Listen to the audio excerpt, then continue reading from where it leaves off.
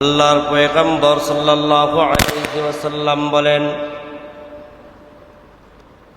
কাল কিয়ামতের ময়দানে উম্মতের দলগুলো, দুনিয়ার মধ্যে যত মানুষ আছে, কাল কিয়ামতের ময়দানে 5টা প্রশ্নের জবাব না দেওয়ার আগ পর্যন্ত কোনো মানুষ পার হইতে পারবে না। আল্লাহর পয়গম্বর বলেন, যতক্ষণ পর্যন্ত মানুষ 5টা প্রশ্নের জবাব না দিতে পারবে ততক্ষণ পর্যন্ত এক কদম সামনে অগ্রসর হইতে পারবে না। ও দুনিয়ার মানুষ, আমরা কত বোকা! আমাদের মতো হতাশ বোকা পৃথিবীর জমিনে কেউ নাই। কেমন বোকা হইলাম! আজকে আমরা ওই 5 জিনিসের চিন্তা মাথার মধ্যে কখনো আমরা ঢোকাই নাই। আমাদের মস্তিষ্ক কখনো ওই 5 জিনিস নিয়ে কখনো কোনোদিন চিন্তা ভাবনাও করে নাই। দুনিয়ার মধ্যে খাইতেছি, চলতেছি, ফিরতেছি। টাকা কোত্থেকে আসলো, আমার সময়টা কিভাবে আমি কাটাইলাম, টাকা কোত্থেকে আসলো, কোন কাজে খরচ করলাম, সারা জীবনের সব কিছু আমার আপনার হিসাব নেবেন আমার আল্লাহ। আল্লাহর নবী বলেন, 5টা জিনিসের জবাব দেওয়া ছাড়া তুমি এক কদম সামনে অগ্রসর হইতে পারবা না। 1 নাম্বার হলো, আল্লাহর পয়গম্বর বলেন, তোমাকে যে আল্লাহ রাব্বুল আলামিন হায়াত দান করেছেন, হায়াত, এই হায়াতটা তুমি কোন কাজে শেষ করলা? আল্লাহ রাব্বুল আলামিন যে আমাকে হায়াতটা দান করলেন, এই হায়াতটা আমি কোন কাজে শেষ করলাম? কাল কিয়ামতের ময়দানে আল্লাহ রাব্বুল আলামিন আপনাকে আমাকে ধমক দিবে, হে আমার বান্দা, আমি বড় বড়াই করে, বড় মোহাব্বত করে তোমাদেরকে বানাইছিলাম, আমি বড় বড়াই করে তোমাদেরকে বানাইছিলাম, তোমাদের কোনো অস্তিত্ব ছিল না। আমি ফেরেশতাগণকে বললাম, ও ফেরেশতাদের দল, আমি একটা জাত, আমি একটা খলিফা নিয়োগ, একটা খলিফা আমি তোমাদের সামনে প্রেরণ করব, যে খলিফা শুধু আমার গুণগান গাইবে, অন্যায় করবে আবার আমার গুণগান গাইবে, অন্যায় করবে আবার আমার গুণগান গাইবে। ফেরেশতাদের দল বলে, ও আল্লাহ, তুমি তো এমন এমন বান্দা, এমন এমন ফেরেশতা তুমি বানায় রাখছো, কাল কিয়ামতের ময়দানে আল্লাহর পয়গম্বর মেরাজের রাত্রিতেও যখন নাকি 7ম আসমানের মধ্যে যায়, আল্লাহ তাআলার সাথে দেখা করতে যায়, তখন সব সারিতে যায় দেখে এমন এমন মানুষ আল্লাহ রাব্বুল আলামিন সৃষ্টি করে রাখছে, এমন এমন ইবাদত করনেওয়ালা ফেরেশতা আল্লাহ রাব্বুল আলামিন সৃষ্টি করে রাখছেন, যে ফেরেশতাগুলো সিজদারত আছে, দুনিয়ার শুরু থেকে নিয়ে দুনিয়ার শেষ পর্যন্ত তারা সিজদার মধ্যেই থাকবে, একবারও সিজদা থেকে উঠবে না। সুবহানাল্লাহ। আল্লাহ রাব্বুল আলামিন এমন এমন ফেরেশতা তৈরি করে রাখছে যেগুলো রুকুর মধ্যে আছে, আর কোনো সময় রুকু থেকে উঠবে না। নামাজে দণ্ডায়মান অবস্থায় আছে, এই অবস্থার মধ্যেই থাকবে, আর কোনো সময় তারা উঠবে না যতক্ষণ পর্যন্ত আল্লাহর হুকুম না আসে। ফেরেশতা বলেন, আল্লাহ, এত এত ইবাদত করার পরেও আল্লাহ আর কিসের জন্য মানুষ বানাতে হবে? আল্লাহ বলেন, ফেরেশতাদের দল, আমি তো তোমাদেরকে বানাইলাম, একটা গুণ দিয়েছি, যে গুণটা হলো তোমরা শুধু ইবাদতই করতে পারবা। আমি মানুষ বানাইতেছি এমন একটা মানুষ যে সে অন্যায় করবে, অন্যায় করার পর আবার আমি মাওলার দরবারে সে ক্ষমা চাইবে, আর আমি আনন্দে আমি ওই বান্দাকে আমি মাফ করে দিব। আমার মালিক, আমার আল্লাহ এটাই তো চায়, বান্দা গুনাহ করবে,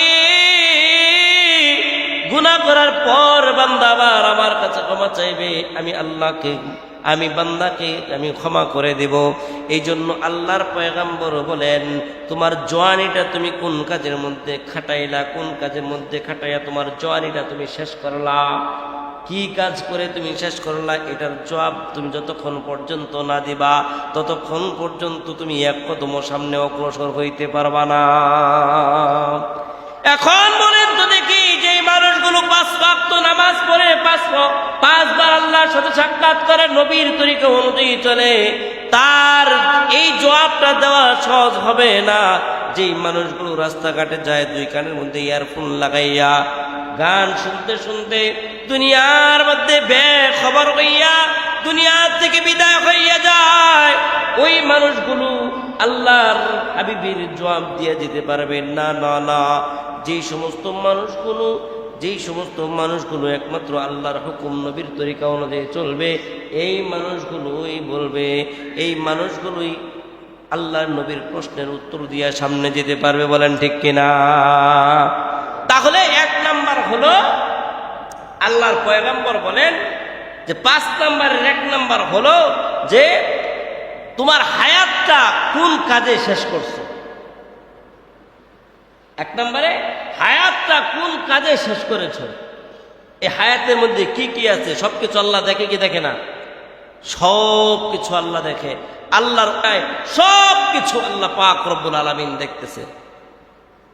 তাহলে হায়াতটা আমরা আল্লাহকে বলবো, আল্লাহ আমাদের হায়াত নামাজের মাধ্যমে, ইবাদতের মাধ্যমে শেষ হয়েছে। আল্লাহ তোমার জিকিরের মাধ্যমে শেষ হয়েছে। আল্লাহ তোমার গুণগান করতে করতে আমার হায়াত শেষ হয়েছে। কিয়ামতের ময়দানে যখন বলবো, আমি তো ভালোই বলবো, যদি এর মধ্যে মন্দ হয় আল্লাহ রাব্বুল আলামিন আমার জবানটার মধ্যে মোহর মেরে দিবেন। মোহর, যে মোহর মেরে দিলে আর কোনো সময় আমার মুখ দিয়ে আর কোনো কথা বেরো হবে না। তখন আল্লাহ রাব্বুল আলামিন এই হাতটাকে সাক্ষ্য বানাবেন, এই জবানটাকে সাক্ষ্য বানাবেন, এই জিহ্বাটাকে সাক্ষ্য বানাবেন, এই চক্ষুটাকে সাক্ষ্য বানাবেন, এই মাথাটাকে, এই পাটাকে সাক্ষ্য বানাইয়া এক একটা অঙ্গকে এরকম ছেড়ে দেবে।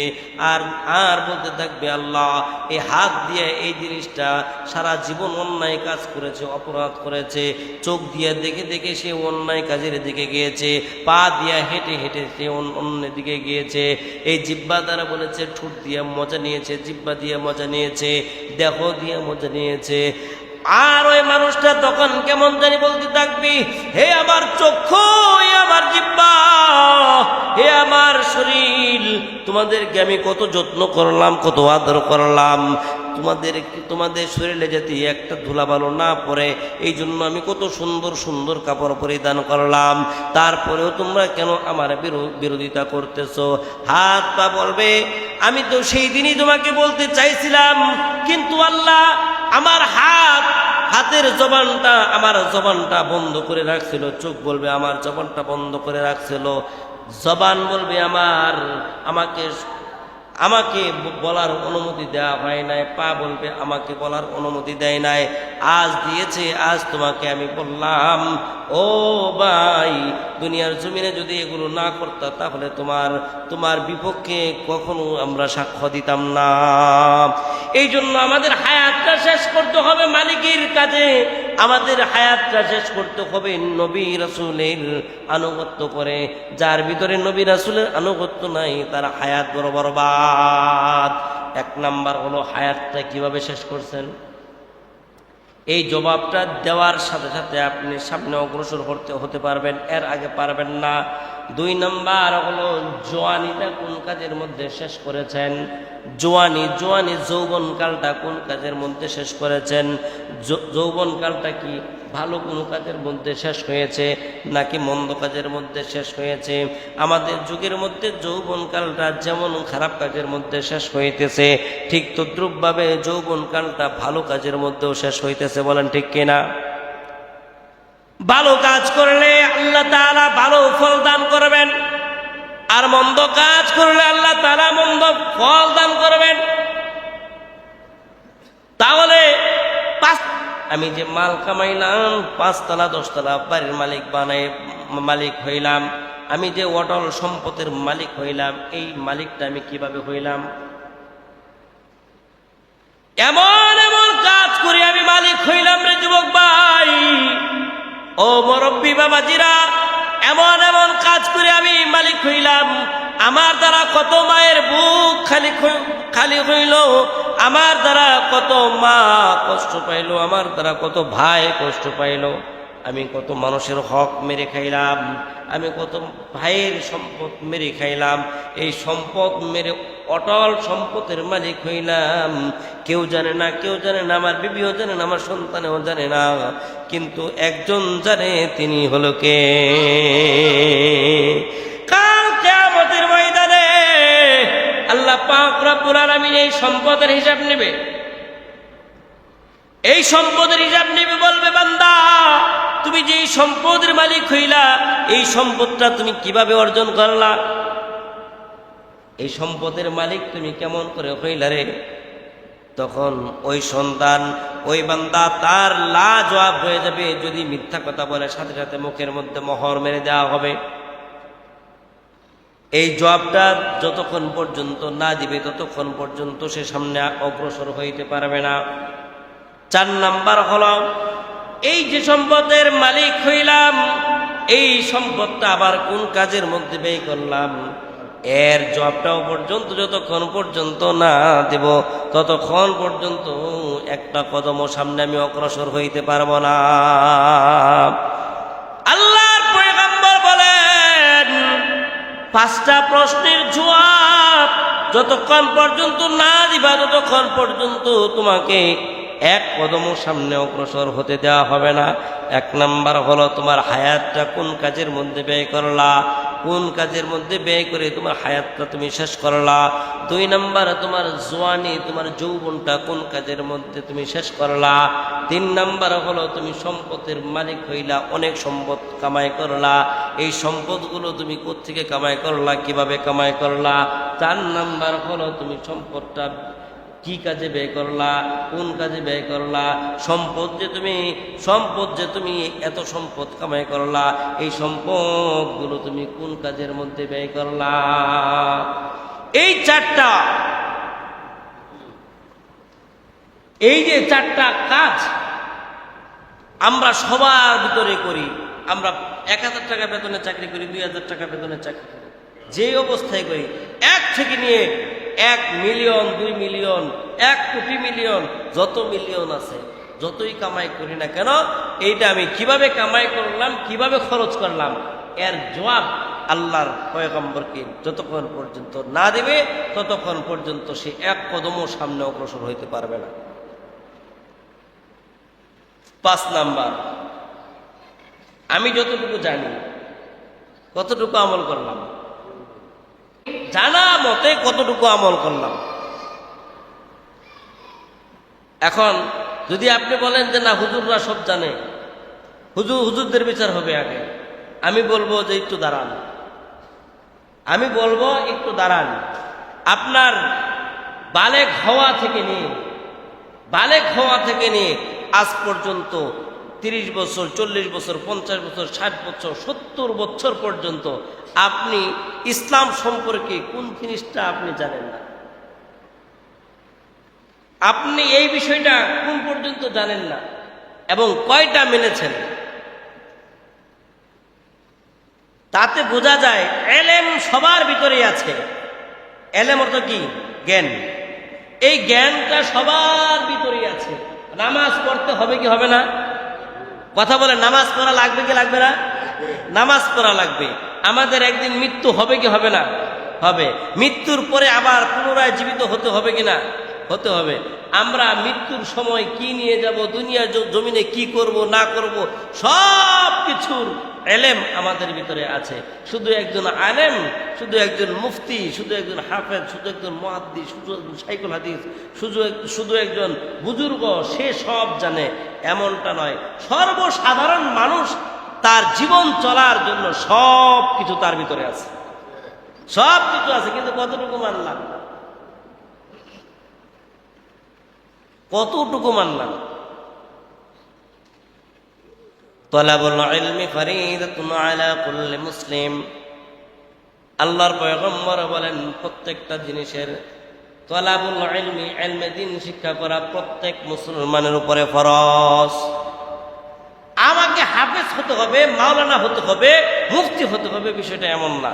আমার যতটুকু জেনে, যতটুকু জানার দরকার জেনে আমি আমল করতে পারবো, সামনে আমার জীবন পরিচালনা করতে পারবো, ইসলামের পথে চললে যতটুকু আমার লাগবে ততটুকু ইলমে দ্বীন শিক্ষা করা প্রত্যেক নর নারীর উপরে ফরজ। তালাবুল ইলমি ফারিদাতুন আলা কুল্লি মুসলিম, কুল্লি মুসলিম, কুল্লু মুসলিম, সমস্ত মুসলমান, নর নারী, নর নারী সব মানুষের উপরে এই ইলমে দ্বীনটুকু শিক্ষা করা ফরজ। ফরজ, আল্লাহর হুকুম মানতে হবে। নামাজ পড়লে কি কি লাগবে এটা মানতে হবে, এটাই শিখতে হবে। অজুতে কয় ফরজ, অজুর তরিকা কি, সব কিছু শিখতে হবে। এই আল্লাহর নবী বলেন যে এই জবটা আমি যে জানলাম এর ভিতরে কতটুকু মানলাম, জানার ভিতরে কতটুকু মানলাম, এই জবটা যতক্ষণ পর্যন্ত না দিবে কিয়ামতের দিন এক কদমও সে সামনে বাড়তে পারবে না। তাহলে আল্লাহর পয়গম্বর কি বলেন, পাঁচটা জিনিস যতক্ষণ পর্যন্ত, পাঁচটা জিনিসের জবাব যতক্ষণ পর্যন্ত না দিতে পারবে ততক্ষণ পর্যন্ত এক কদমও সামনে অগ্রসর হতে পারবে না। তাহলে এক নম্বর কি বললাম, এক নম্বর হায়াতটা কোন কাজে শেষ করলাম। যুবক ভাই, বৃদ্ধ বাবাজিরা, কথাগুলো, আমরা যুবক মানুষ, আমাদের হায়াতটা কোন কাজে শেষ হইতেছে?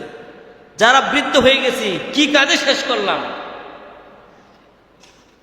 এক নম্বর হায়াতটা কোন কাজে শেষ করলাম। দুই নাম্বার আমার যৌবনটা কোন কাজে শেষ করতেছে, কোন কাজে শেষ করলাম। দুই নাম্বার আমার যৌবনটা কোন কাজে শেষ করলাম। তিন নাম্বার আমি যে মাল কামাইলাম, মালটা কিভাবে কামাইলাম। মালের, এই যে মালের, অনেক মালের মালিক হইলাম, কিভাবে এই মালের মালিক হইলাম। এবং মালটা যে ব্যয় করলাম এটা কোন কোন খাদে ব্যয় করলাম। মালটা যে ব্যয় করলাম কোন কোন খাদে ব্যয় করলাম। পাঁচ নাম্বার আমি যতটুকু জানি কতটুকু আমল করলাম, যতটুকু জানি কতটুকু আমল করলাম। এই পাঁচটা জবাব যতক্ষণ পর্যন্ত একজন বান্দা না দিতে পারবে ততক্ষণ পর্যন্ত আল্লাহর পয়গম্বর বলেন এক কদমও সামনে যাইতে পারবে না। এই জন্য ভাইয়ারা আমার, আল্লাহ দুনিয়ার জমিনে আমাকে আপনাকে পাঠাইছেন, ওমা খালাকতুল জিন্না ওয়াল ইনসা ইল্লা লিয়াবুদুন।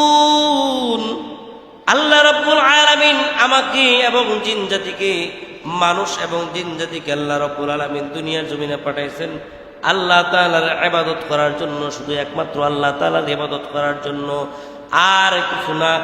এখন বলতে পারেন তাহলে কি আমরা সবুজ শ্যামল গাছ রোপণ করব না? আমরা কি খাদ্য গ্রহণ করার জন্য কোনো কিছু রোপণ করব না? আল্লাহ বলেন যে হ্যাঁ সব কিছুই করবে, এর মাঝেই সব কিছু থাকবে, কিন্তু যতটুকু অবসর সময় থাকবে এটা আমি মালিকের তারিফ করবা, মালিকের প্রশংসা করবা। এই মালিকের প্রশংসা যদি করো, মালিকের তারিফ যদি করো, তাহলে এর মধ্যে বরকত দিয়া তোমার ওই কাজগুলো আমি আমলের খাতার মধ্যে উঠাইয়া দিব। সুবহানাল্লাহ। আল্লাহর পয়গম্বর বলেন শাবাবাকা ক্বাবলা হারামিকা। ওই যে গত জুমা বলেছিলাম যে 5 জিনিস আসার আগে 5টা জিনিসকে তোমরা গনিমত মনে করো। এক নম্বরে আল্লাহর পয়গম্বর বলেন শাবাবাকা ক্বাবলা হারামিকা, জওয়ান, তোমার যৌবনটা বৃদ্ধ হওয়ার আগেই এই জওয়ানিটার মধ্যে তুমি গুরুত্ব দাও, এই জওয়ানিটাকেই তুমি বেশি গনিমত মনে করো। এক নাম্বার। দুই নাম্বার হলো ওয়াসিহ্হাতাকা ক্বাবলা সাকামিকা, তোমার সুস্থতাটাকে, অসুস্থ হওয়ার আগে তুমি তোমার এই শরীরটাকে তুমি গনিমত মনে করো। কেন গনিমত মনে করবা? আমি অনেক দিন আগে আলোচনা করেছিলাম আল্লাহর পয়গম্বর হযরতে মূসা আলাইহিস সালাতু ওয়াস সালাম, যাকে আমরা ঠেড়া মশা বলি, ঠেড়া মশা, এই ঠেড়া মুসা বলা যাবে না। পয়গম্বরকে আমরা ঠেড়া মুসা বলি, এই ঠেড়া মুসা বলা যাবে না, গুনাহ হবে। একজন বেশি বেশি প্রশ্ন করলে, বেশি বেশি আনসার পাইলে এটাকে মানুষে অতিরিক্ত খুব খারাপ মনে করে না। আল্লাহর পয়গম্বর এই পর্যন্ত 1 লক্ষ অথবা 2 লক্ষ পয়গম্বর দুনিয়ার জমিনে পাঠাইছেন। এই সব নবী রাসূলদেরকে পাঠাইছেন শুধু আমাদেরকে সঠিক পথে চালানোর জন্য। সবাইকে পাঠাইছেন আমাদেরকে সঠিক পথে চালানোর জন্য। আমরা যাতে ভুল পথে না যাইতে পারি, সঠিক পথে যাতে যাইতে পারি, এই জন্য পাঠাইছেন। মুসা আলাইহিস সালাতু ওয়াস সালাম একটা জিনিস বারবার জিজ্ঞাসা করেছে, কেন? যাতে তার উম্মতরা শিখতে পারে। এটা আমাদের জন্য একটা শিক্ষা। মুসা আলাইহিস সালাতু ওয়াস সালামের এই প্রশ্নের জবাবে আমাদের পয়গম্বর সাল্লাল্লাহু আলাইহি ওয়াসাল্লাম বলেছেন যে এই প্রশ্ন এটা আমার উম্মতের জন্য শিক্ষণীয়। কি প্রশ্ন? এই যে আল্লাহর পয়গম্বর এখানে বলছেন ওয়াসিহহাতাকা ক্বাবলা সাকামিকা, তোমার সুস্থতাটাকে অসুস্থ হওয়ার আগেই তাকে গনিমত মনে করো, তুমি তাকে প্রাধান্য দাও। মুসা আলাইহিস সালাতু ওয়াস সালাম বলেন, আল্লাহ তুমি যদি বান্দা হইতা, আমি যদি তোমার খোদা হইতাম, তুমি আমার কাছে কি চাইতা? আল্লাহ ডাক দিয়ে বলেন, ও পয়গম্বর, ও নবী মুসা, তুমি কোনদিনও আমার প্রভু হইবা না, আর আমি কোনদিন তোমার বান্দা হইব না। পয়গম্বর বলেন, আল্লাহ সেটা তো আমি জানি, কোনদিন আমি তোমার প্রভু হইব না, তুমি আমার বান্দা হইবা না। আল্লাহ তুমি আমাকে একটু বলে দাও, যদি তুমি আমার বান্দা হইতা, আমি তোমার রব হইতাম, তুমি আমার কাছে কি চাইতা? দেখেন কেমন কথা, কেমন কথা। এমন কথা বললে কি কেউ মানতে পারে? কিন্তু আল্লাহ তাআলা তার বান্দাকে, তার পয়গম্বরকে বোঝানোর জন্য এবং পরবর্তী উম্মতদেরকে শিক্ষা দেওয়ার জন্য বারবার এই কথাটা শুনতে চাইলেন। মুসা তুমি কি বলো যে হে আল্লাহ, যদি আমি যদি আপনার রব হইতাম আর আপনি যদি আমার বান্দা হইতেন, তাহলে আপনি আমার কাছে কি চাইতেন? মুসা আলাইহিস সালাতু ওয়াস সালামের কথার জবাবে আল্লাহ রব্বুল আলামিন, যিনি সারা বিশ্বের মালিক, দুনিয়ার মালিক, এ আল্লাহ রব্বুল আলামিন বলেন, মুসা যদি তোমার বান্দা আমি হইতাম, তোমার কাছে আমি সুস্থতা চাইতাম। সুবহানাল্লাহ বলেন, জোরে বলেন সুবহানাল্লাহ। আল্লাহ পাক রব্বুল আলামিন যে সুস্থতাটা আমাকে দান করেছেন, আপনাকে দান করেছেন, এর চেয়ে বড় নিয়ামত পৃথিবীর জমিনে আর কিচ্ছু নাই।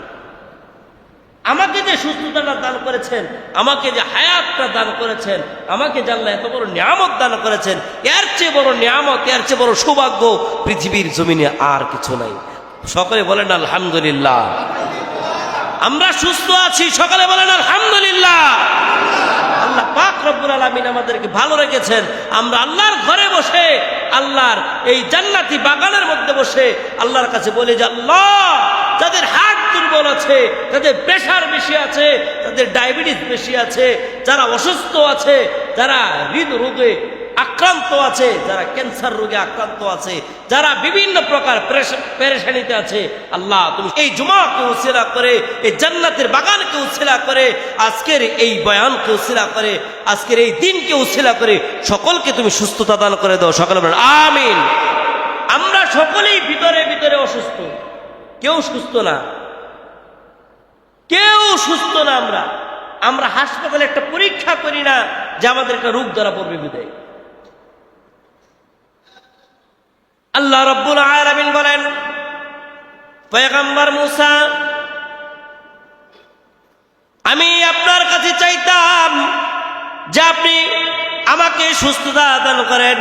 এই জন্য আল্লাহর পয়গম্বর বলেন, ওয়াসিহহাতাকা ক্বাবলা সাকামিকা, ও উম্মতে মুহাম্মাদের দল, আল্লাহ তোমাকে সুস্থতা দান করেছেন, এই সুস্থতাকে তুমি গনিমত মনে করো, বারবার বেশি বেশি শুকরিয়া আদায় করো।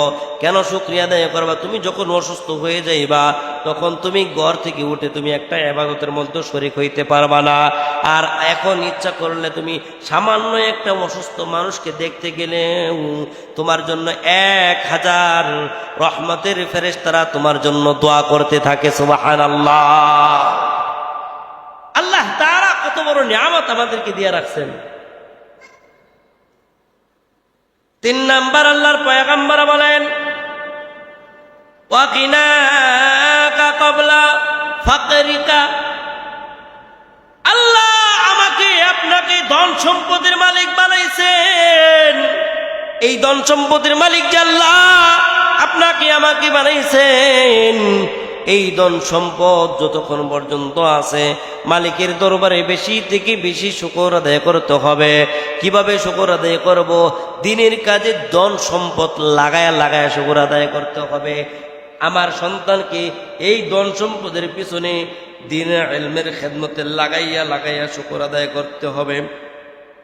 যে জিনিস এই আমরা ব্যাংকের মধ্যে টাকা রাখি, কেন রাখি? আমরা বিভিন্নভাবে সমিতি করে থাকি। কেন করি? আমরা বিভিন্নভাবে টাকা পয়সা আমরা লাগাই। কেমনে লাগাই? যে টাকা আমাদেরকে বৃদ্ধি করবে। কিন্তু আল্লাহ পাক বলেন, ও বান্দা, তুমি যদি টাকা পয়সা যদি তোমরা দিনের কাজের মধ্যে লাগাও, দুনিয়ার মধ্যেও তোমাকে আমি বরকত দান করব, আখিরাতের জমিনেও এই টাকার বিনিময়ে তোমাকে আমি জান্নাত দান করব। এই জন্যই তো বলা হয়, দুনিয়ার জমিনের মধ্যে যদি কেউ একটা মসজিদ কায়েম করে, ও আমতলী এলাকার মুসলমান, আপনাদের টাকার কারণে আজকে এত সুন্দর মসজিদ হয়েছে। আপনাদের সহযোগিতা, আপনাদের মেহনতে, আপনাদের পরিশ্রমে, আপনাদের ব্রেনের পরিশ্রমে যেইভাবে আপনারা সাহায্য সহযোগিতা করেছেন, আল্লাহ পাক রব্বুল আলামিন বলেন, বান্দা তোমরা মনে করো না এই টাকাটা শুধু আমতলীর জমিনের মধ্যেই আছে, এমনটা মনে করবা না।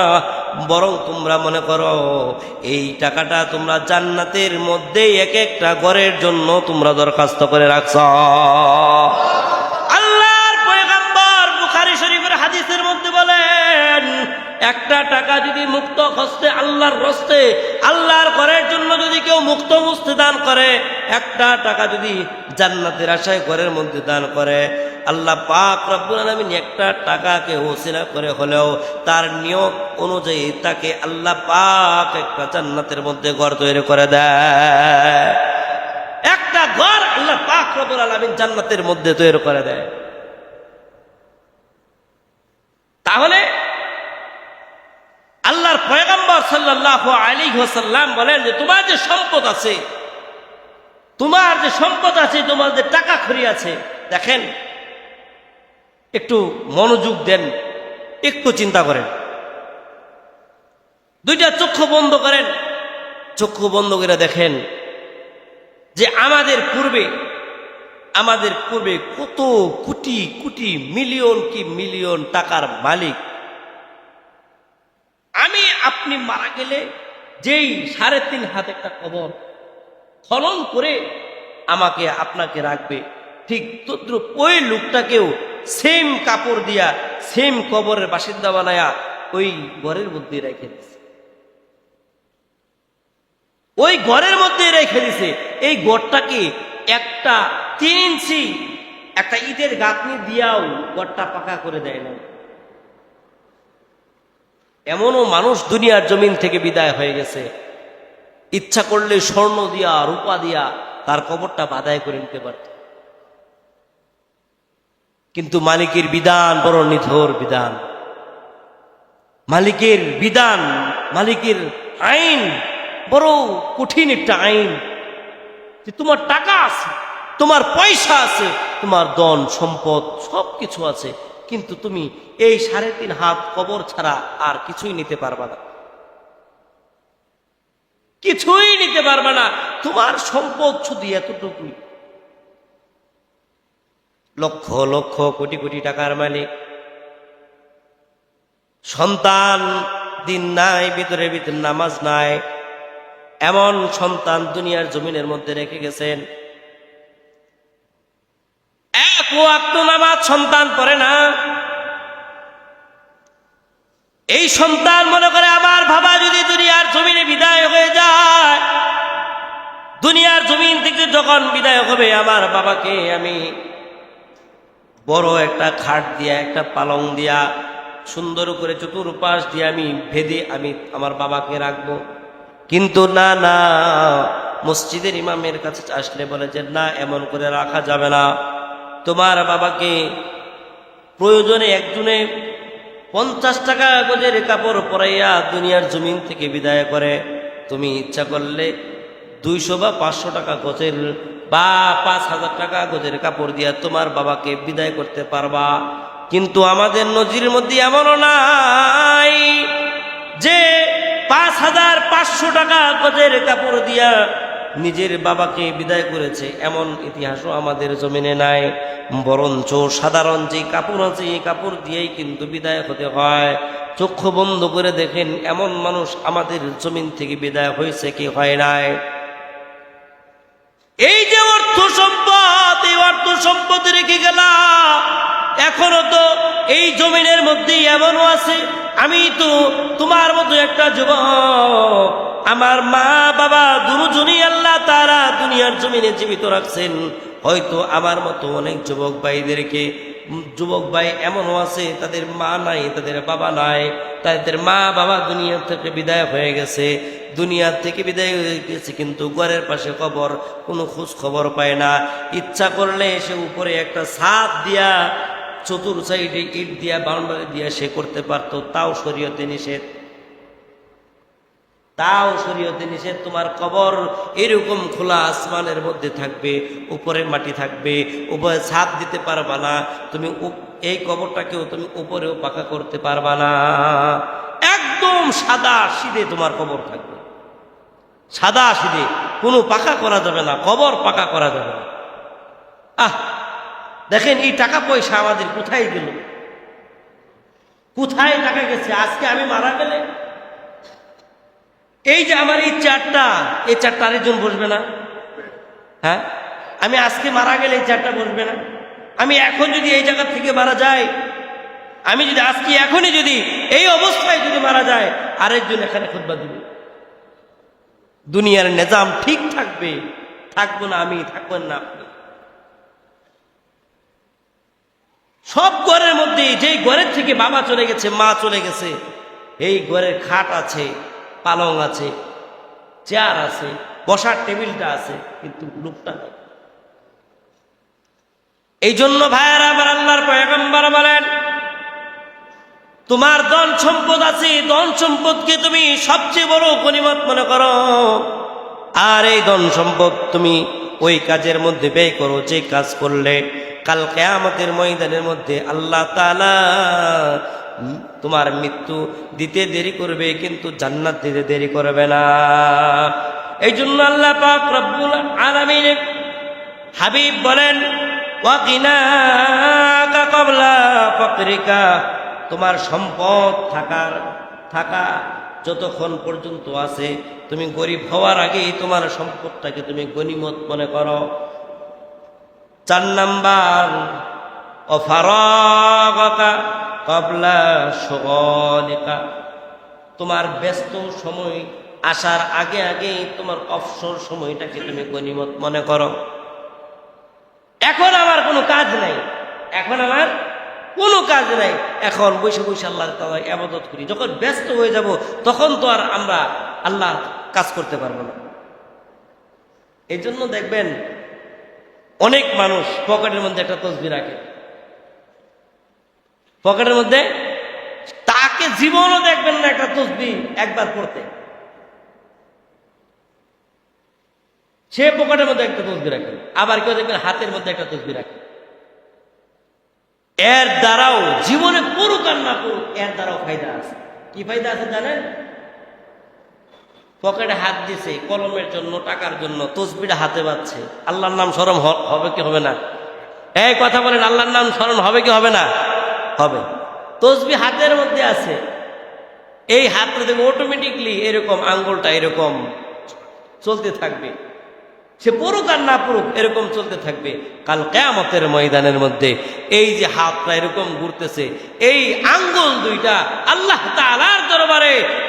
তাআলার দরবারে সুপারিশ করবে যে মাওলা, ও মালিক, ও মালিক, তার অবসর সময়টাকে আমাকে এইভাবে গণনা করছে। আল্লাহ, আজকে আমি এই দুইটা আঙ্গুল বলতেছি, আল্লাহ তোমার এই বান্দাকে তুমি মাফ করে দাও। আরো জোরে বলেন সুবহানাল্লাহ। আল্লাহ তাআলা শুধু একটা উসিলা খোঁজে, একটা উসিলা। তসবিহ পকেটে রাখা ভালো না খারাপ? পড়লেন না যে, তাও ভালো। হাতে রাখছেন ভালো না খারাপ?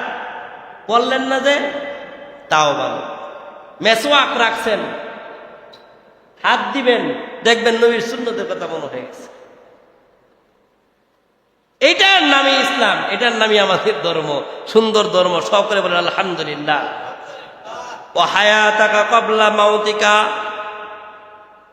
আল্লাহর পয়গম্বর বলেন তোমার হায়াত এখন আছে, এই হায়াতটাকে শেষ হওয়ার আগে, মৌত আসার আগে তোমার এই হায়াতটাকে গনিমত মনে করা।